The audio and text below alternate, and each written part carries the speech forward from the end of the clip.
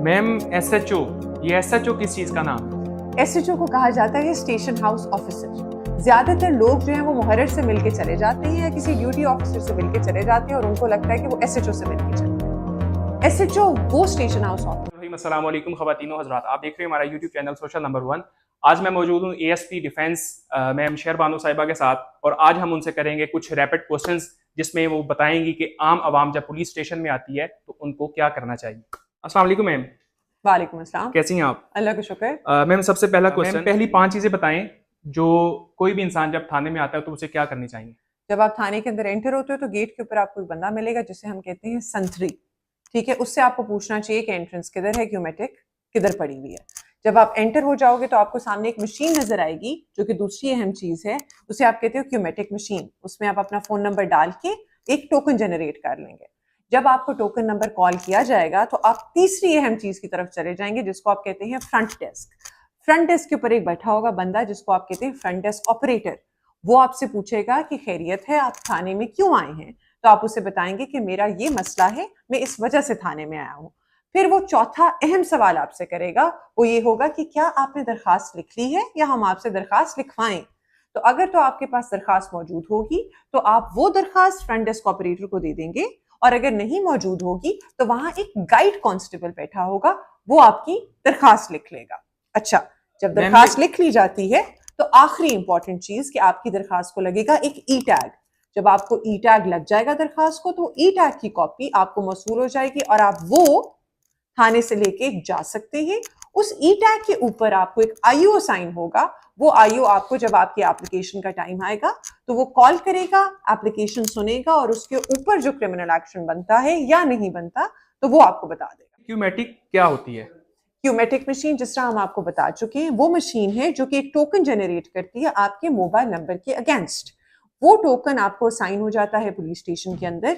जब आपकी बारी आती है तो फ्रंट डेस्क आपको कॉल कर लेता है उस टोकन के नंबर की बेसिस। फ्रंट डेस्क क्या होता है? फ्रंट डेस्क बेसिकली वो डेस्क है जिसके ऊपर आपको जाना होता है जब आप क्यूमेटिक से अपना टोकन जो है वो जनरेट करवा चुके होते हैं। फ्रंट डेस्क के ऊपर जो अमला बैठा हुआ है वो आपकी एप्लीकेशन अगर आपने लिखी हुई है तो एज इट इज रिसीव कर लेता है, और अगर नहीं लिखी हुई तो आपको गाइड करता है कि आपने गाइड कांस्टेबल के पास जाके अपनी एप्लीकेशन लिखवा लेनी है और फिर उनके पास जमा करवा। मैम ये ई टैग क्या होता है? ई टैग बेसिकली आपकी एप्लीकेशन को लगता है। जब आप थाने के अंदर आते हैं और आप अपनी दरखास्त फ्रंट डेस्क पे जमा करवाते हैं तो एक कंप्यूटराइज्ड जनरेटेड ई टैग जो है वो निकलता है सिस्टम में से जब आपकी एप्लीकेशन एक्सेप्ट हो जाती है। उसके ऊपर 2 क्यूआर कोड्स होते हैं जिसके अंदर एक के अंदर आपको पता चलता है कि आपका एक्सपीरियंस कैसा है और दूसरा ये कि आपका करंट स्टेटस कैसा है। ई टैग के अंदर जो चीज आपको जाननी जरूरी है वो ये है कि उसके ऊपर आपको आपका इन्वेस्टिगेशन ऑफिसर जो है वो असाइन कर दिया जाता है। उसके ऊपर एप्लीकेंट का फोन नंबर, उसका नाम, क्राइम या जो ऑफेंस है उसकी कैटेगरी, आईओ जिसको अलॉट किया गया है उसका नाम, और आईओ जिसको अलॉट किया गया उसका फोन नंबर होता है। ई टैग वो स्लिप है जो कि एक सबूत के तौर पे काम करती है कि आपकी जो एप्लीकेशन है वो थाने के अंदर एक्सेप्ट हो चुकी है। मैम ये सिप्स क्या होता है? SIPS basically are the special initiative police stations. उसके अंदर आइडिया ये था, आपने बहुत ज्यादा लफ्ज सुना होगा, कि ऑफेंसेस को टाइमलाइंस या कैटेगरीज के अंदर डिवाइड कर दिया जाए, पुलिस स्टेशन को 2 एंड्स में डिवाइड कर दिया जाए, एक जो है वो फ्रंट एंड हो जाए और जो दूसरा है वो बैक एंड हो जाए। फ्रंट एंड वो एंड हो जिसके अंदर जो लोग हैं उनसे जिन्होंने इंटरेक्ट करना है वो बैठे।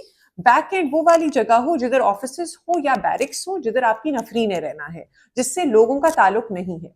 बेसिक आइडिया ये था कि हम ये इंश्योर करें कि जो लोग हैं वो पुलिस का वो वाले ऑफिसर से इंटरेक्ट करें जिनके साथ उनका काम है और उनसे ना इंटरेक्ट करें जिनसे उनका काम नहीं है। बैक एंड के अंदर ऐसी चीजें होती हैं जैसे आपका lockup, barracks and other offices. Front end के अंदर आपका फ्रंट डेस्क होता है, आप एसएचओ का कमरा होता है, गाइड कांस्टेबल का कमरा होता है, ड्यूटी ऑफिसर होता है। टाइमलाइंस क्या होती हैं? सिप्स की टाइमलाइंस बेसिकली वो टाइमलाइंस है जिसके तहत आप अपनी एप्लीकेशंस को सुनते हैं। अब हम लोगों ने ये बात एस्टैब्लिश कर ली कि दरखास्तों को लगते हैं ई टैग्स, और ई टैग्स की बेसिस के ऊपर आईओ आपको साइन हो जाता है और आईओ आपको कॉल करता है ऑफिस से। जब आपने ये बात कर ली है तो उसके बाद फिर आपकी जो क्राइम्स हैं उनकी कैटेगरीज बन जाती हैं 3। पहली कैटेगरी आ जाती है crimes against persons, second category आ जाती है क्राइम्स अगेंस्ट प्रॉपर्टी, और थर्ड कैटेगरी आ जाती है मिसलेनियस। जो क्राइम्स अगेंस्ट पर्सन है या फिर हीनस क्राइम की एप्लीकेशंस हैं जैसे कि रेप, सोडमी, चाइल्ड अब्यूज, उनको आपने 8 आवर्स के अंदर अंदर किडनैपिंग आपने 8 आवर्स के अंदर अंदर उनकी FIR देनी होती है। उसके बाद सेकंड कैटेगरी आ जाती है जिसको आप कहते हो 24 आवर्स की कैटेगरी। 24 आवर की कैटेगरी आ जाती है क्राइम्स अगेंस्ट प्रॉपर्टी के अंदर। और आखिरी जो आपकी कैटेगरी वो है मिसलेनियस, जिसके अंदर 48 आवर्स की कैटेगरी होती है, जिसके अंदर breach of trust, so on and so fourth जो आपकी एप्लीकेशंस हैं उनको आप डील करते हो with in that stipulated time period. और अगर FIR बनती है तो आपको उस टाइम FIR देनी होती है। मैम ये बताएं मुहर्रर कौन को? मुहर्रर बेसिकली हम लोग अपनी आम जुबान में उसे कहते हैं थाने की माँ। मुहर्रर जो है वो सारे आपके जो रजिस्टर्स हैं उनको देखता है।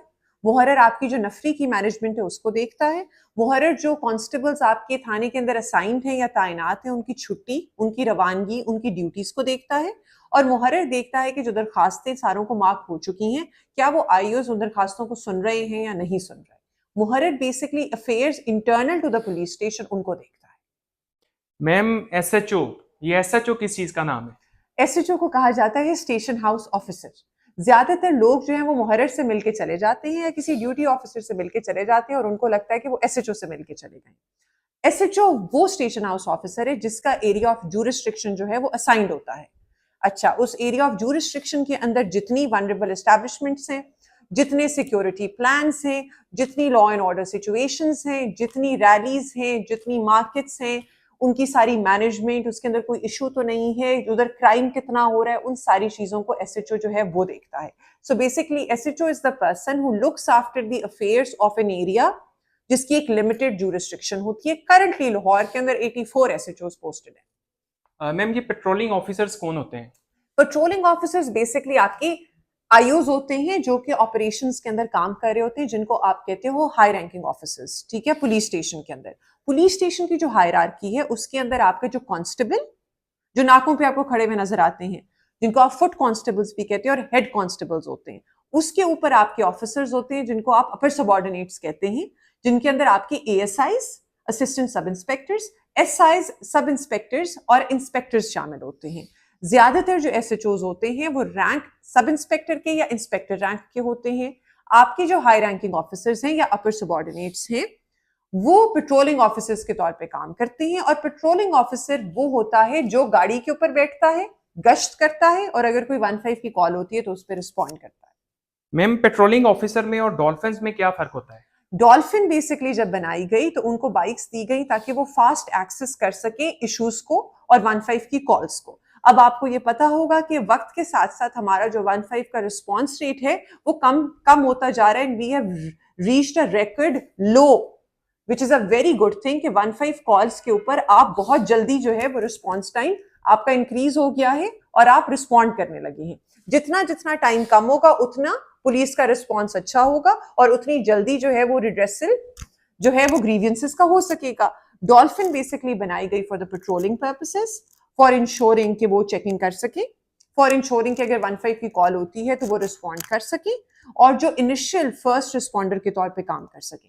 पेट्रोलिंग ऑफिसर जो है वो मुतलका थाने से होता है और वो भी 15 की कॉल पे रिस्पॉन्ड करके जो वो एक्यूज्ड है या फिर जो विक्टिम है उसको थाने लाके उसकी दरखास्त लिखवाता है। Ma'am thank you so much कि आपने हमारे 10 रैपिड क्वेश्चंस का आंसर दिया। अब मैं डाक दोबारा साइन कर लूं? जी please, thank you so much. Thank you so much.